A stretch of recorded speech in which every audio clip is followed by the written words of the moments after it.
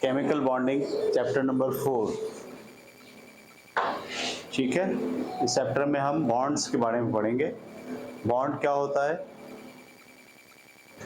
Atom जब आपस में मिलकर एक दूसरे के साथ रिएक्शन करते हैं तो उनके दरमियान एक फोर्स डेवलप हो जाती है जो उनको जोड़ के रखती है। उस फोर्स को हम कहते हैं बॉन्ड। वैसे तो बॉन्ड हम जानते हैं, समझ बॉन्ड सुना आपने? और कौन सा बॉन्ड होता है? जो जोड़ के रखता है।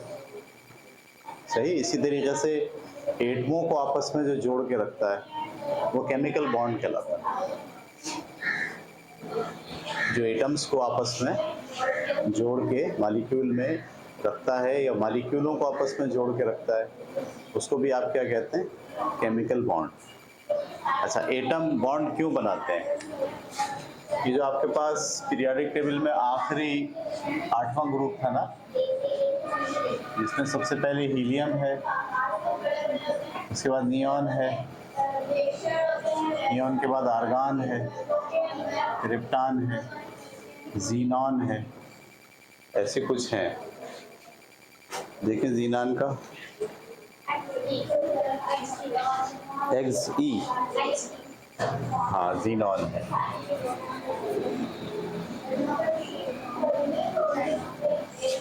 और आखिर में क्या? R N. ठीक है। इसके आखिरी ऑर्बिट में आप देखिए पेज नंबर आपकी बुक के अंदर, ये इन्होंने हीलियम का एटम बनाया हुआ है। हीलियम के बाद नियॉन का, फिर आर्गन का, फिर क्रिप्टॉन का, फिर जीनॉन का। हीलियम के आखिरी ऑर्बिट में कितने इलेक्ट्रॉन है? 2। और नियॉन के आखिरी ऑर्बिट में कितने हैं? 8। आर्गन के भी 8, क्रिप्टॉन के भी 8 और जीनॉन के भी 8। ये नोबल गैसेज हैं, ठीक है, इनर्ट है ये, यानी ये किसी से रिएक्शन नहीं करते। तो ये सोचा जाता है कि इनके रिएक्शन ना करने की वजह ये है कि इनके आखिरी ऑर्बिट के अंदर इलेक्ट्रॉनों की तादाद पूरी है। सही है। जिनके आखिरी ऑर्बिट में इलेक्ट्रॉनों की तादाद पूरी होती है वो रिएक्शन नहीं करते। अच्छा, जिनकी नहीं होती वो पूरी करना चाहते हैं। तो हर एटम 8वें ग्रुप के एटम जैसा बनना चाहता है। इलेक्ट्रॉनिक कॉन्फ़िगरेशन के लिहाज से हर एटम ये चाहता है कि उसकी जो इलेक्ट्रॉनिक कॉन्फ़िगरेशन है या उसका आखिरी ऑर्बिट है वो 8वें ग्रुप के एलिमेंट के जैसा हो जाए। जैसे हाइड्रोजन है, वो चाहता है हीलियम जैसा हो जाना। लिथियम है, वो चाहता है हीलियम जैसा हो जाना। बेरिलियम है, वो चाहता है हीलियम जैसा हो जाना, क्योंकि इनके आखिरी ऑर्बिट में जो इलेक्ट्रॉन होते हैं 1 होता है, 2 होता है, 3 होता है। तो ये वो खारिज कर देते हैं और आखिरी वाले से अंदर वाला जो ऑर्बिट है उसे आखिरी ऑर्बिट मान लेते हैं। एटम अपने आखिरी ऑर्बिट में इलेक्ट्रॉनिक कॉन्फ़िगरेशन 8वें ग्रुप के एलिमेंट के जैसा बनाने के लिए या तो इलेक्ट्रॉन खारिज करते हैं या इलेक्ट्रॉन जज्ब करते हैं, और इसलिए वो बॉन्ड बनाते हैं। तो बुनियादी चीज़ कि भाई ये एटम बॉन्ड क्यों बनाते हैं, आसान सा जवाब ये कि एटम 8वें ग्रुप के एलिमेंट की जैसी इलेक्ट्रॉनिक कॉन्फ़िगरेशन हासिल करना चाहते हैं, या वो चाहते हैं कि उनके आखिरी ऑर्बिट में 2 इलेक्ट्रॉन आ जाएं या ज़्यादा से ज़्यादा 8 इलेक्ट्रॉन। ज़्यादातर एटम ये चाहते हैं कि उनके आखिरी ऑर्बिट में 8 इलेक्ट्रॉन हो जाए। बहुत कम एटम है, जैसे हाइड्रोजन है, लिथियम है, बेरिलियम है और बोरॉन है, बस ये चाहते हैं कि इनके आखिरी ऑर्बिट में 2 इलेक्ट्रॉन हीलियम जैसे हों। बाकी के जितने भी एटम है वो सब क्या चाहते हैं? उनके आखिरी ऑर्बिट में 8 इलेक्ट्रॉन हो, अपना 8 मुकम्मल करना चाहते हैं। कॉमन लैंग्वेज में ऐसे बोलेंगे, हर एटम ये चाहता है कि उसके आखिरी ऑर्बिट में 8 इलेक्ट्रॉन हो जाए या 2 हो जाए बाद सूरतों में। ऐसा करने के लिए वो या तो इलेक्ट्रॉन खारिज करता है या इलेक्ट्रॉन जज्ब करता है, और इस वजह से वो बॉन्ड बनाता है। ठीक है, ये बात क्लियर हो गई आपको? अच्छा जी, उसके बाद अगली बात आपको समझनी है कि एटम के अंदर बॉन्ड बनाने में जो हिस्सा लेते हैं, जैसे लिथियम की मिसाल लें, लिथियम का पहले ऑर्बिट में 2 इलेक्ट्रॉन है और आखिरी ऑर्बिट में 1 इलेक्ट्रॉन। तो जब ये किसी दूसरे एटम के साथ रिएक्ट करेगा तो सिर्फ ये वाला इलेक्ट्रॉन बॉन्ड बनाने में हिस्सा लेगा, ये दोनों बॉन्ड बनाने में हिस्सा, क्योंकि ये तो इसकी हीलियम की तर्ज की कॉन्फ़िगरेशन है कि आखिरी ऑर्बिट में 2 इलेक्ट्रॉन है, यही तो ये चाहता है। तो सिर्फ और सिर्फ आखिरी ऑर्बिट में मौजूद इलेक्ट्रॉन को कोई भी एटम अपना बॉन्ड बनाने के लिए इस्तेमाल करता है। इस इलेक्ट्रॉन को वैलेंस इलेक्ट्रॉन कहते हैं। वैलेंस इलेक्ट्रॉन क्या होता है? वो इलेक्ट्रॉन जो बॉन्ड बनाने में अपना रोल प्ले करे, उसे हम क्या कहते हैं? Valence electron. वो कहाँ पाया जाता है? जिस शेल में पाया जाता है उस शेल को भी वैलेंस शेल कहते हैं। जो वैलेंसी के तौर पर या बॉन्ड बनाने के अंदर अपना रोल प्ले करेगा, ये वाला ऑर्बिट, इसको भी क्या कहते हैं? Valence shell. वैलेंस शेल में वैलेंस इलेक्ट्रॉन होते हैं जो बॉन्ड बनाने में, ये वाले इलेक्ट्रॉन वैलेंस इलेक्ट्रॉन नहीं होंगे। क्यों? इसलिए कि बॉन्ड बनाने में हिस्सा, ना ही ये वाला शेल वैलेंस शेल कहलाएगा। सिर्फ ये वाला शेल वैलेंस शेल और ये वाला इलेक्ट्रॉन वैलेंस इलेक्ट्रॉन कहलाएगा। ये बात समझ आ रही है? इसी से निकलता है वैलेंसी। क्या निकलता है? जो जितने इलेक्ट्रॉन हिस्सा लेते हैं बॉन्ड बनाने में, जो रोल प्ले करते हैं जितनी तादाद में, उससे उसकी वैलेंसी कहते हैं। जैसे लिथियम है, इसकी वैलेंसी 1 होती है। बेरिलियम है, उसकी वैलेंसी 2 होती है। सोडियम है, उसकी वैलेंसी 1 होती है। पोटाशियम है, उसकी वैलेंसी 1 होती है। 1 का मतलब क्या है? उसके आखिरी ऑर्बिट में एक ही इलेक्ट्रॉन है और वो इलेक्ट्रॉन बॉन्ड बनाने में अपना रोल प्ले करेगा। ये बात समझ आ गई आपको? तो वैलेंसी जो है वो 2 तरह की होती है, एक प्लस में और एक, जब इलेक्ट्रॉन खारिज करता है एटम तो उसकी वैलेंसी प्लस में ली जाती है, और जब इलेक्ट्रॉन जज्ब करता है एटम तो उसकी वैलेंसी माइनस में ली जाती है। ठीक है, ये है बुनियादी बातें। अच्छा, इसमें आपको एक बात और याद रखनी है, एक लफ्ज़ और बार बार यूज़ होगा, आयन। ठीक है, देखिए जब कोई एटम, अच्छा जब मैंने आपसे वैलेंसी की बात की, तो जैसे सोडियम की मिसाल लें आप, सोडियम का एटम तो ये बनेगा, पहले ऑर्बिट में 2 इलेक्ट्रॉन, दूसरे ऑर्बिट में 8 इलेक्ट्रॉन, ये 8 और 2 10 हो गए, इसमें टोटल 11 होते हैं। एक इलेक्ट्रॉन कहाँ जाएगा? इस वाले ऑर्बिट पर आ जाएगा, क्योंकि सिर्फ यही इलेक्ट्रॉन बॉन्ड बनाने में हिस्सा लेता है, लिहाजा हम इसका तस्करा नहीं करते। जब सोडियम को लिखते हैं तो ऐसे लिखते हैं, सोडियम और इसके साथ एक इलेक्ट्रॉन ऐसे बता देते हैं। दिखा रहे सिर्फ कितना इलेक्ट्रॉन है? एक। बाकी के जो 10 इलेक्ट्रॉन है उसका तस्करा नहीं करता। क्यों? इसलिए कि वो इलेक्ट्रॉन बॉन्ड बनाने में हिस्सा नहीं देते। बात समझ आ रही है आपको? तो ये जो इस तरह से जब आपको ये टर्म को लिखते हैं, इसको कहते हैं ल्यूस स्ट्रक्चर। किसी भी एटम के वैलेंस इलेक्ट्रॉन उसके इर्द गिर्द बना दिए जाएं, तो उसके बाद जो आपको नज़र आता है स्ट्रक्चर, उसे कहते हैं ल्यूस स्ट्रक्चर। ल्यूस नामी साइंटिस्ट था, एसिड और बेस के ऊपर जिसने काम किया, उसने जो तरीक़ा दिखाया बॉन्ड को, जब आप डिस्कस करेंगे आपस में, तो पूरे एटम के सारे इलेक्ट्रॉन डिस्कस नहीं करेंगे, सिर्फ वो इलेक्ट्रॉन डिस्कस करेंगे जो उसके वैलेंस शेल में मौजूद है या जो बॉन्ड बनाने में हिस्सा लेते हैं।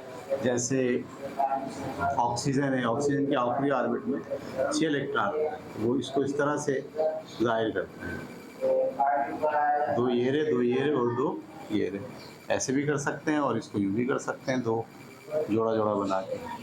तो अब ये जब आपने ऑक्सीजन लिखा है तो कोई बच्चा ये नहीं समझे कि ऑक्सीजन में तो सर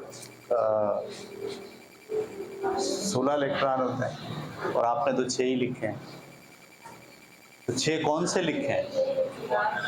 जो बॉन्ड बनाने में अपना रोल प्ले करेंगे, ठीक है, जो असरअंदाज होंगे बॉन्ड के ऊपर।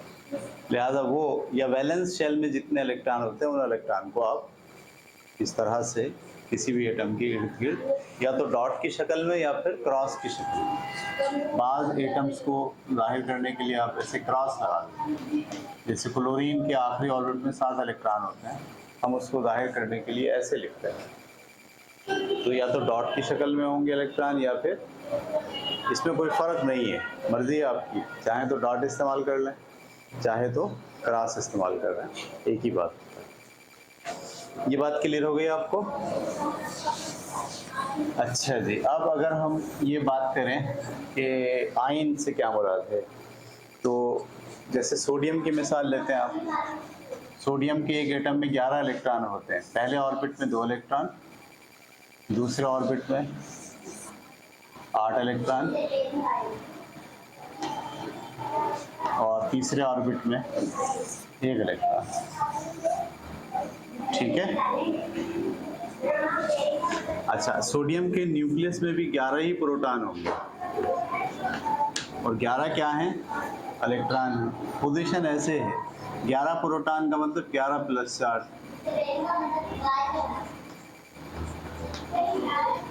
ये 11 क्या है?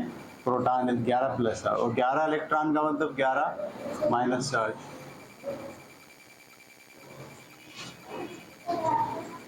ये तो कर देते हैं एक दूसरे को बैलेंस, प्लस और माइनस क्या कर देते हैं एक दूसरे को बैलेंस के नतीजे में ये एटम न्यूट्रल कहलाता है। तो भाई अभी ये एटम है, न्यूट्रल है, चार्ज के लिहाज से न्यूट्रल है, क्योंकि उसके अंदर पॉजिटिव चार्ज और नेगेटिव चार्ज की मिकदार बराबर है। तो एटम अभी न्यूट्रल है, जब तक वो न्यूट्रल रहेगा वो एटम रहेगा।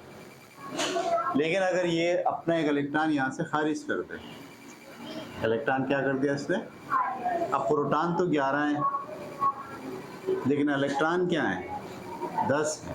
ये इलेक्ट्रॉन खारिज हो गया, सही है। ये इलेक्ट्रॉन, जैसे इलेक्ट्रॉन खारिज हुआ तो ये तो कर रहे हैं बैलेंस, इसको कोई बैलेंस, लिहाजा अब सोडियम ऐसे नहीं लिखा जाएगा, सोडियम ऐसे लिखा जाएगा। सोडियम के ऊपर ये वाला एक प्लस चार्ज जो इजाफी आ गया है उसको ऐसे लिख देंगे। इस प्लस चार्ज का क्या मतलब है? इस प्लस चार्ज का मतलब है कि एक प्रोटॉन को बैलेंस करने के लिए इलेक्ट्रॉन मौजूद नहीं है और इलेक्ट्रॉन जा चुका है। तो जब भी कोई एटम अपना इलेक्ट्रॉन खारिज करता है उस पर प्लस चार्ज आ जाता है। कि मैं जब छोटा था तो कंफ्यूज होता था, खारिज करता है तो माइनस हुआ है तो माइनस आना चाहिए, तो जज्ब करेगा तो जमा होगा तो जमा आना चाहिए। ये मैथ वाला खारिज और जज्ब नहीं है, बल्कि ये क्या है कि जब कोई एटम इलेक्ट्रॉन छोड़ देता है अपना, तो उसकी जो पूरी कैफियत होती है वो एक पॉजिटिव चार्ज ज़्यादा हो जाता है, वो पॉजिटिव चार्ज यहाँ ज़ाहिर होता है। यानी जब कोई एटम अपना इलेक्ट्रॉन खारिज कर देगा तो उस पर पॉजिटिव चार्ज आ जाएगा। कहाँ से आ जाएगा? उसी का अपना ही होगा, प्रोटॉन। क्यों आ जाएगा? भाई पहले उसको इलेक्ट्रॉन था, बैलेंस कर रहा था, अब इलेक्ट्रॉन चला गया, बैलेंस नहीं हो रहा, तो वो अपना इजहार कर रहा है पॉजिटिव चार्ज की शक्ल में। तो अब इसको आप बोलेंगे आयन, ये पॉजिटिव आयन बन गया। अब ये एटम नहीं रहा। एटम कब तक रहता है? जब तक प्रोटॉन और इलेक्ट्रॉन बैलेंस होते हैं। जैसे ही एटम में इलेक्ट्रॉन प्रोटॉन बैलेंस नहीं होते, वो फिर एटम नहीं रहता, वो आयन बन जाता है। कौन सा आयन बना? पॉजिटिव। क्यों बना? पॉजिटिव चार्ज ज़्यादा हो गया, इलेक्ट्रॉन चला गया। ये बात क्लियर हो रही है आपको? बिल्कुल इसी तरह से अगर हम क्लोरीन की मिसाल लें, ठीक है, इसकी मिसाल लें क्लोरीन की। क्लोरीन के पहले ऑर्बिट में 2 इलेक्ट्रॉन है, दूसरे ऑर्बिट में 8 इलेक्ट्रॉन है, तीसरे ऑर्बिट पे 7 इलेक्ट्रॉन है।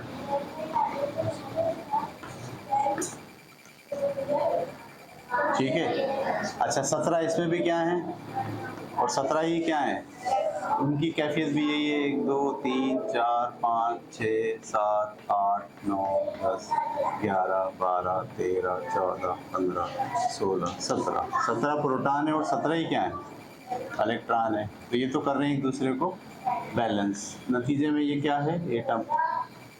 ठीक है, लेकिन वो जो इलेक्ट्रॉन अभी सोडियम ने खारिज किया था इससे पहले, वो यहाँ आ जाए।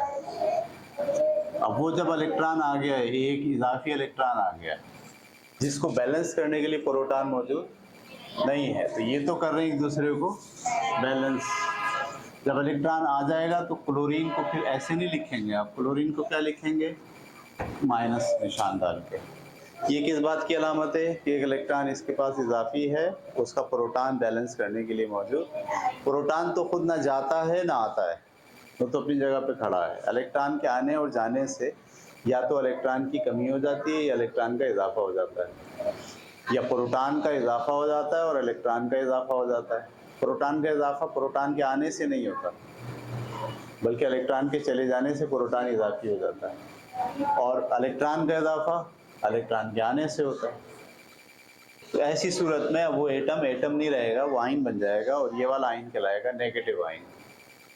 तो एटम जब भी इलेक्ट्रॉन जज्ब करता है वो एटम नहीं रहता, वो नेगेटिव आयन बन जाता है। एटम जब भी इलेक्ट्रॉन खारिज करता है वो एटम नहीं रहता, वो पॉजिटिव आयन बन जाता है। ये बात क्लियर हो रही है आपको? तो ये तो बुनियादी बातें थी जो हमने इस चैप्टर से मुताल्लिक़ा आपको समझा दी। अब हम आ रहे हैं अगले टॉपिक की जानिब, पेज नंबर 74 पर। Types of chemical bond. Chemical bond की कितनी किस्में हैं? तो केमिकल बॉन्ड की कई किस्में हैं। इसमें इन्होंने बयान किया है आयनिक बॉन्ड, कोवेलेंट बॉन्ड और कोऑर्डिनेट कोवेलेंट बॉन्ड। ठीक है, आगे जाके हाइड्रोजन बॉन्ड भी आएगा। सही है जी, देखते हैं अभी क्या पोजीशन बनती है आगे। ठीक है, फिलहाल हम टॉपिक पढ़ना शुरू कर रहे हैं, आयनिक बॉन्ड।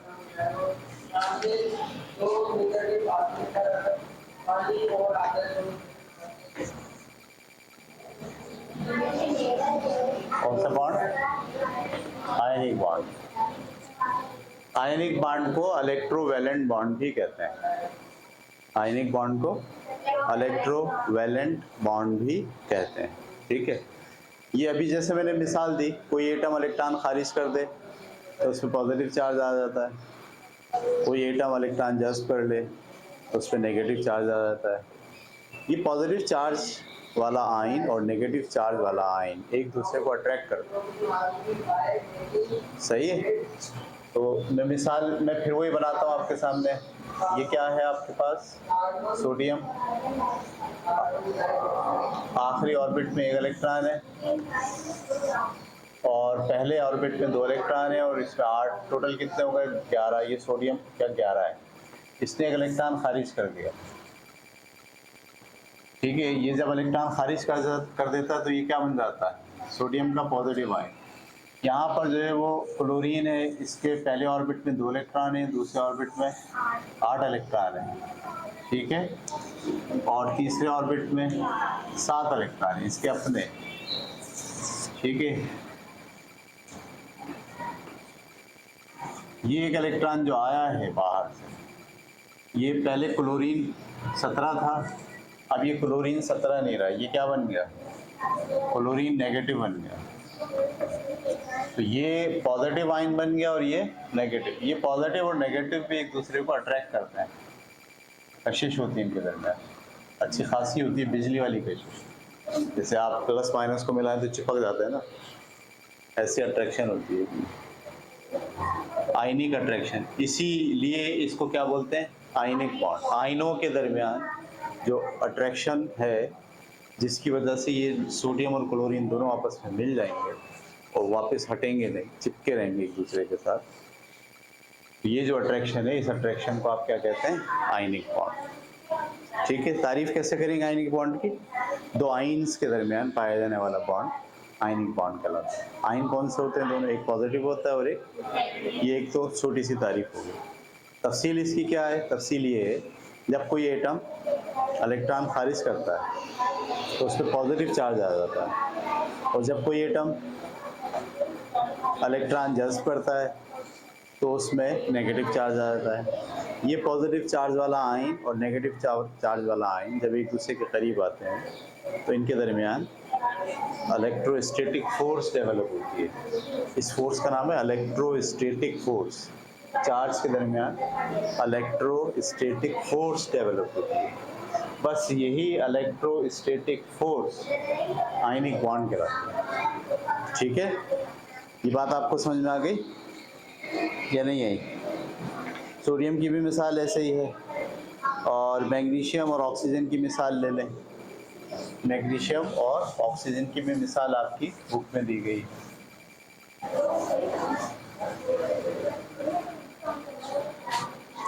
मैग्नीशियम के अंदर 12 इलेक्ट्रॉन होते हैं। मैग्नीशियम में कितने इलेक्ट्रॉन होते हैं? 12। पहले ऑर्बिट में 2 इलेक्ट्रॉन, दूसरे ऑर्बिट में 8 इलेक्ट्रॉन, और आखिरी ऑर्बिट में 2 इलेक्ट्रॉन। ये चाहता क्या है? इसके आखिरी ऑर्बिट में 8 इलेक्ट्रॉन होता है। अब ये तो मुमकिन नहीं है कि 6 इलेक्ट्रॉन ये ले, तो ये क्या करते हैं, इन दोनों इलेक्ट्रॉनों को खारिज करके इसको अपना आखिरी ऑर्बिट मान लेता है। जब ये 2 इलेक्ट्रॉनों को खारिज करता है अपने, ये भी चला गया और ये भी चला गया, तो नतीजे में मैग्नीशियम नहीं रहा, बल्कि क्या बन गया? मैग्नीशियम +2 बन गया। +2 किस बात को शो कर रहा है? कि उसमें से 2 इलेक्ट्रॉन खारिज हो गए। ठीक है, इसी तरीके से ऑक्सीजन को अगर आप देखें, ऑक्सीजन जो है उसके पास कितने इलेक्ट्रॉन होते हैं? 6। पहले ऑर्बिट में ऑक्सीजन में टोटल 8 होते हैं, सही कह रहे हैं आप।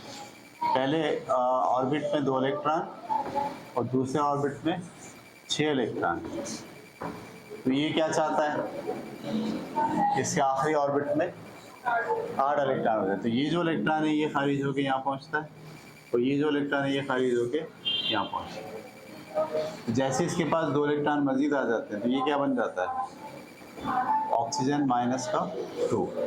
ये -2 और ये +2, इनके दरमियान क्या पैदा हो जाती है? Electrostatic force. कौन सी फोर्स? बस यही इलेक्ट्रोस्टैटिक फोर्स की वजह से ये दोनों मिलके बनते हैं मैग्नीशियम ऑक्साइड। क्या बना लेते हैं? Magnesium oxide. इनके दरमियान बॉन्ड पाया जाता है आयनिक। ये बात क्लियर हो गई आपको? आसान है, मुश्किल बात है? आयनिक बॉन्ड क्या होता है? जब कोई एटम अपना इलेक्ट्रॉन खारिज करता है तो उसको पॉजिटिव चार्ज आ जाता है, और जब कोई एटम अपना इलेक्ट्रॉन जज्ब करता है तो उसमें नेगेटिव चार्ज हो जाता है। ये पॉजिटिव चार्ज वाला आयन और नेगेटिव चार्ज वाला आयन जब एक दूसरे के करीब आते हैं तो इनके दरमियान इलेक्ट्रोस्टैटिक फोर्स डेवलप होती है। यही इलेक्ट्रोस्टैटिक फोर्स आयनिक बॉन्ड कहलाती है। ये बात क्लियर हो गई आपको? एक पॉजिटिव आयन और एक नेगेटिव आयन के दरमियान जो बॉन्ड पाया जाता है उसे आयनिक बॉन्ड कहते हैं। इलेक्ट्रॉन के मुकम्मल ट्रांसफ़र के नतीजे, ऐसे भी बोल सकते हैं, इलेक्ट्रॉन के मुकम्मल ट्रांसफ़र के नतीजे में जो बॉन्ड डेवलप होता है उसे हम आयनिक बॉन्ड कहते हैं। यहाँ एक एटम में से इलेक्ट्रॉन मुकम्मल तौर पर निकल कर दूसरे एटम के ऑर्बिट में चला गया है। इस तरह के नतीजे में जो आयन बनेंगे, एक पॉजिटिव आयन बन जाएगा और एक नेगेटिव आयन बन जाएगा। ये पॉजिटिव और नेगेटिव एक दूसरे को अट्रैक्ट करेंगे, इसी अट्रैक्शन को आप आयनिक बॉन्ड कहते हैं। ठीक है, तो इसको आपको लिखना है। ठीक है, और ये पेज नंबर आपका यहाँ से पढ़ना शुरू करें 73 से, 73, 74, 75 और 76 के एंड तक ये आयनी बॉन्ड था। आज हमने आयनी बॉन्ड पढ़ा, कल की क्लास में इंशाल्लाह हम कोवेलेंट बॉन्ड पढ़ेंगे, कोवेलेंट बॉन्ड।